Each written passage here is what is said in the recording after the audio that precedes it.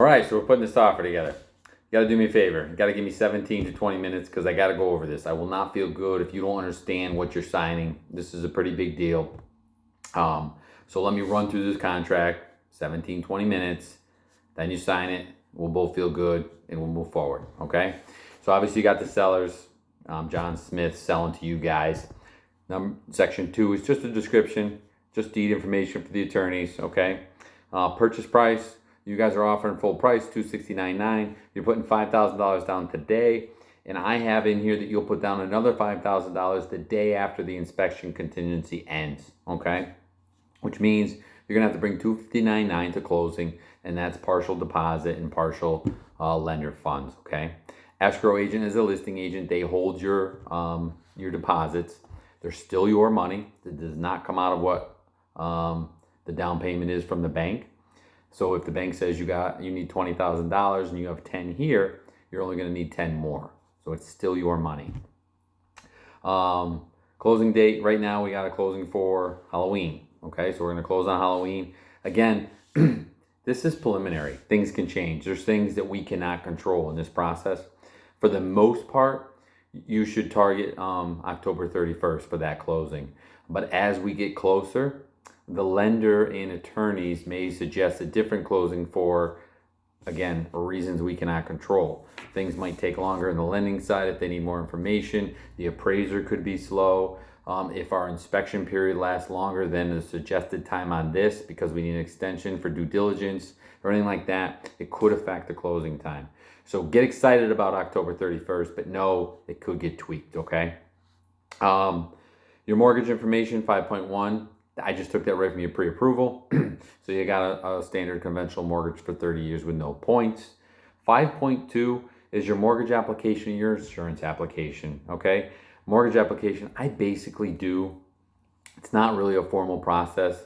You've already got your pre-approval all set. I'm going to submit this to your lender, and once it's executed from the seller, I'll submit all this to your lender and they'll get started. Okay, I'll CC you on that email and they may reach out to you for a couple things, but ultimately that's your application. Insurance though, you're gonna wanna probably pair with your car insurance to see if you can get the best rate. Apply for a quote. Okay, you're not gonna put any money down. You're just gonna kind of figure out what this house is gonna cost annually for homeowners insurance. Okay, and you should definitely do that by the date here, which is 1 week from today. Get that stuff done, because if you find, well, we'll go over why. 5.3, your inspection. You got 2 weeks to do the inspection. Okay, I want you to try to schedule that as early as possible. Okay, the more time we have to think and review and deliberate is better. I hate to be down to the 13th day. We get a report and we have to pull the trigger on something without really thinking or reviewing. So that's your homework. That's some big homework. Mortgage app, I'll take care of if this gets executed today. You're going to call your insurance company, get that quote, and you're going to call a home inspector. 5.5, I'm sorry, 5.4 would be your insurance contingency. And what that means is now you've gotten your quote, you've gone through your inspection. Now you're going to tell the insurance company, yes, give me my binder. Sometimes you need to make one payment. Sometimes you can tell them that you're going to pay at closing and it can come out of your closing costs. Okay, just find out what's adequate to them to get you that binder and get it over to your attorney and your lender. Okay, but you have to have it done by that day or you no longer can back out because of it. And I'll explain that as we go through here. 5.5 your mortgage contingency. Okay, and you see it's pretty far out. It's like 45 days out. That's because there's a lot going on for your lender to allow the lending. Okay, so they're going to definitely double check your credit. They're going to definitely make sure you work where you say you work. They're going to send that third party appraiser out to make sure you're not overpaying for the house. Lenders do not like to lend money for houses that are worth less than people are buying them for. So that is a report that you pay for. It comes out of closing, but they deal with the coordination of that. Okay, we don't have to be there for that. The listing agent allows him in the house. He does his thing. He sends a report to the bank. End of story. Okay, just know that the last time you're in that house is most likely the inspection period. it's not our house until it's our house kind of thing. So if you had an aunt, an uncle, a brother, sister that wanted to come in and check out this house, you want to do it on that inspection period, okay? And then that 2 weeks. Room measurements, all that good stuff. Last thing on here was 5.6, that's septic. This is city sewer. It's not applicable to this transaction, so don't even think about that. Now I'll roll into those paragraphs. That mortgage contingency, paragraph 6, that just says if you can't get a mortgage for whatever reason within the mortgage contingency timeline, you can back out and get your deposit back. How could you not get a mortgage? Well, you lost your job in this 60-day process, and you don't have the income you had when you started this process. Well, you can't get a loan. You can back out. You get your deposit back. The only thing I'm not going to be able to get you back is your inspection costs. Those are third-party costs that have nothing to do with the transaction. You're going to have to eat those, unfortunately. Insurance. If you find out when you go to do your insurance quote and you wrap that up that you're in a flood zone, your insurance is $3,000 versus $1,000, and it's not within the budget that you had projected for your expenses, you can retract from this sale and get your deposit back. Okay? So again, a lot of buyer speed bumps in these contracts, which is good because right now we're excited, right? We're putting an offer in, we hope it gets accepted, and we hope to carry this forward. But the state kind of says, well, let's slow down, Mr. Buyer, and make sure that you like this house perfectly, and you've done everything you need to do to get to the end point. Okay. So inspection, again, it's not a pass or fail. It's a condition report. That inspector is going to come in and he's going to find all the flaws that are in that house that he can see. Okay. That said, you're not going to see that report talk about butterflies and rainbows. Okay. You're not going to say, wow, great price for the house, beautiful kitchen. That's not what you're paying him for. Okay. You're paying him to find the defects. Okay. So he's going to go from the basement to the roof. He's going to go through the whole house and he's going to provide you a report of deficiencies. Most common ones are ungrounded breakers in old homes. Missing junction box covers, no vented bathroom, the vents left in the attic and not vented out. These are all common things, and there's going to be a million more. I don't care if the house is 100 years old or 5 years old. I could probably do my house. I can get an inspection of my house, and it's only a year old, and there'd be a ton of stuff that comes up. Houses are not perfect, but here's the catch. It has to be comfortable for you. So when you review that, obviously you can bring me in on any questions you may have and I can get those answers. But when we review that report and you're not comfortable at all, can we get out of this deal? Absolutely. And we get your deposit back. Can't get back your inspection fees, but we can get that deposit back and we can continue to go shopping. Now that's not the goal. You love the house. I want to see you in that house. So the goal is to make you understand what you're purchasing and see if it's comfortable. If there's something in the report that is deal breaking, we can ask. We can ask for a repair. We can ask for a concession. Doesn't mean in this market we'll get it because it is a seller's market. There was a line out the door when we made our offer. But we can definitely ask. Okay, so we have to be prepared for a no. And we can talk about that when we're going through that inspection and what we want to do.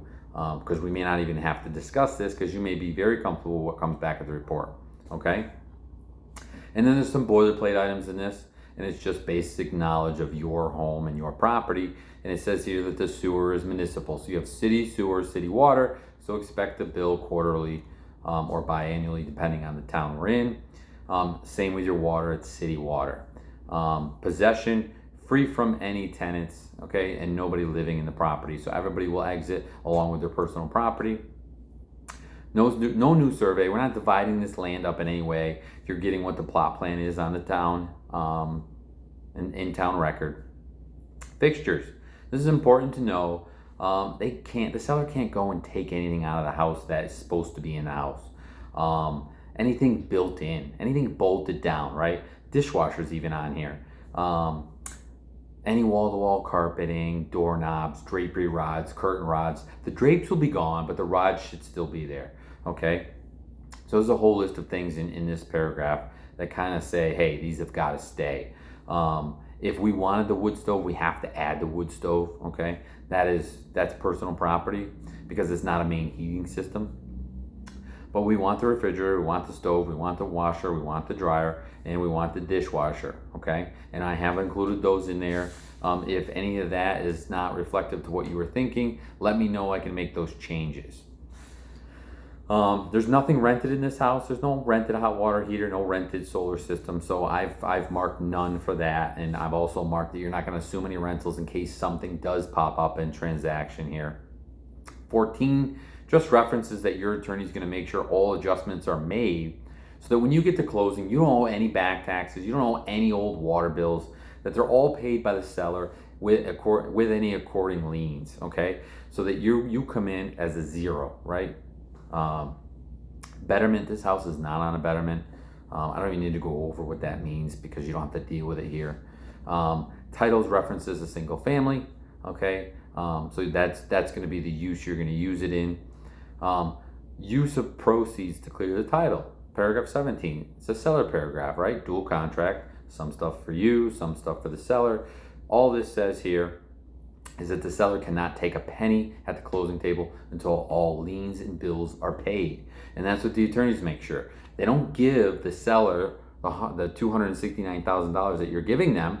They take the money and they divide it up. They pay the mortgage, they pay the water, they pay the taxes, they pay any liens, they pay any mechanicals, liens, etc., to make sure that that house becomes free and clear with no title issues going forward, and they give the seller the remaining balance. Okay, that's good news for you because I don't know how many sellers would just run for the hills and not pay their old debt. Okay, now you know it's been taken care of. 18, it's an automatic extension for the seller. If there's a title issue, the seller automatically gets 30 days to clean it up, and we just have to be sitting ducks, okay? That's, again, another reason where that closing date could change, okay? If there's a title defect, seller has 30 days to clean it up, okay?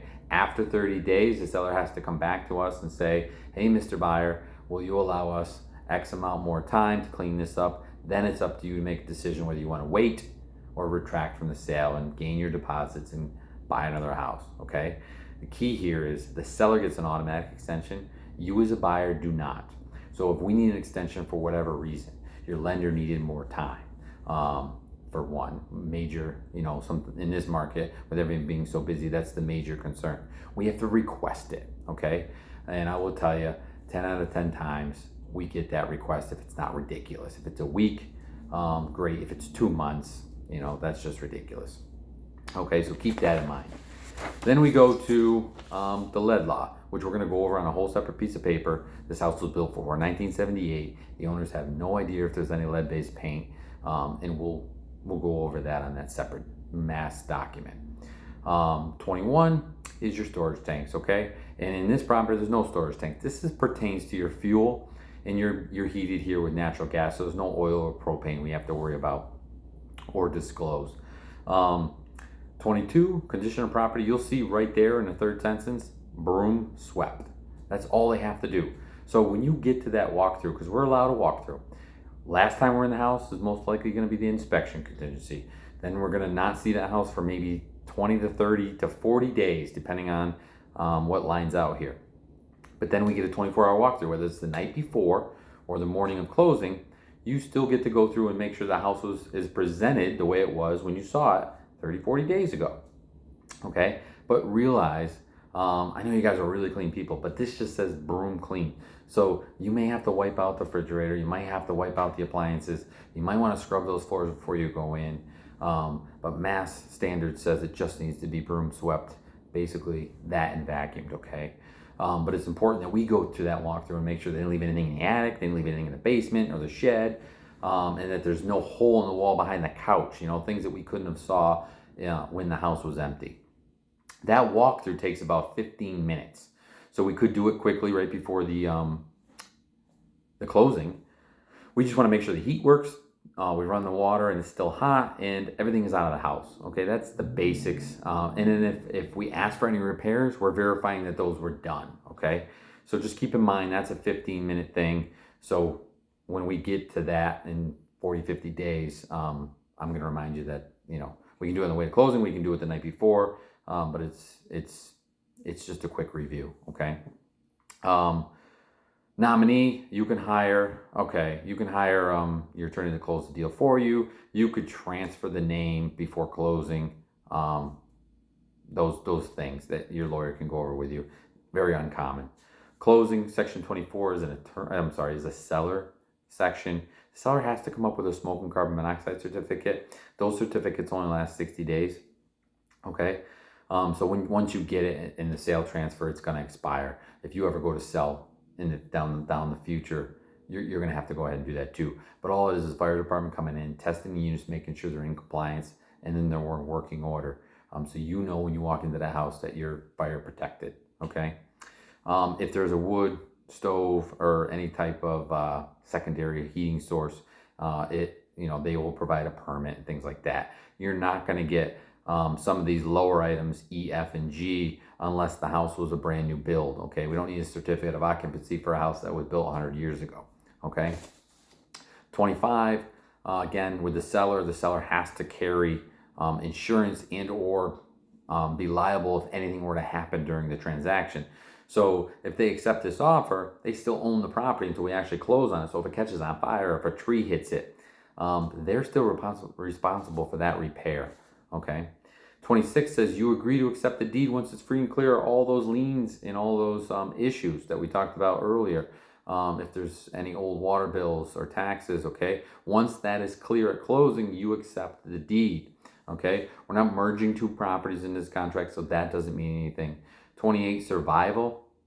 Okay, and all this says is that nothing survives this transaction unless in writing. Okay, so if we request a repair or anything like that, it has to be done before closing, or it has to be explicit to say that it'll be repaired by December 31st, not October 31st. Okay, termination. If you decide to terminate after your contingency periods, I can't help you with your deposit. It goes away forever. So that's why there's so many buyer speed bumps in Massachusetts, right? You have your mortgage contingency, you have your inspection, you have your insurance. Those are some big contingencies. So if you're not happy and satisfied with the process and those steps, that's when you want to get out of this transaction, because that's when you get your deposit back. After that last date, that mortgage contingency date, you're open for 10 to 20 days, depending on when that closing is, where I can't save that deposit. So you got to be real happy by that. And most people are, right? You don't go through all this due diligence to find out, oh, I don't want to buy it anymore. Okay.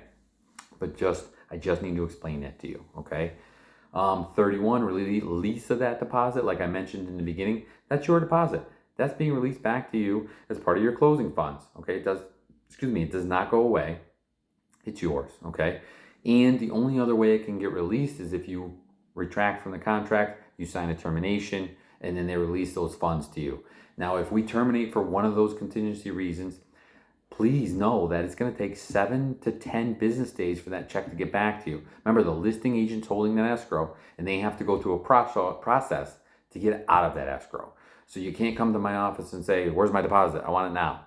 I don't have any control over that. 5 to 7 business days. Just keep that in the back of your mind, okay? It's your deposit. It's not going anywhere. You're dealing with professionals. It's just one of those processes. 32, I love this paragraph. All this paragraph says is that if it's not in today's contract, doesn't mean anything, right? The listing agent was there. If she told us that we were going to get all brand new carpets and fresh paint, if it's not actually written in this, it doesn't matter, okay? So once we're getting ready to sign here, just make sure that I didn't miss something that you wanted or suggested throughout the process of our showing, because if it's not in here and they sign, this is what we're getting, okay? 34, that's the disclosures. I gave you that folder when we met. That has all your disclosure, the mandatory relationship disclosure, which you sign, and that references that I'm working on your behalf, not the seller's. You got your lead notification. That whole packet is in there. You're going to sign a piece of paper stating that the seller, again, has no idea. And then your home inspector fax, and I highly suggest you get one. It's a small peace of mind, small cost for peace of mind. And then your right to farm disclosure. And that disclosure is just saying that you are buying a piece of property in a right to farm community. Does not mean you have the right to farm, but it means you could be subject to smells and noises of a farm. We do have a termination on this. for 24 hours because we want some type of response pretty quickly in this market. So if they don't respond by then, which they will, I'll be on them. That's my job. Then we come back to the table and we ask what's going on. 38 on this is counterparts. Know that we're in front of each other today, right? Like I'm here, I'm going over this, you're signing, and I see that you're signing. But if I send you anything future for this transaction digitally and you sign digitally, it's still binding as if you were in front of me today. Okay, we're in a digital world now, so that's what we have up against us. Anything big, large, anything that needs explanation, you're never going to sign unless you call me. I'd love to review anything. Okay, I'm not going to just send you something and say sign this. You need it. It's for your own good. I'm always going to let you know what you're signing, so don't worry about that. Okay, so now I'm going to have you sign. We're going to get this offer in, and we're going to see what happens.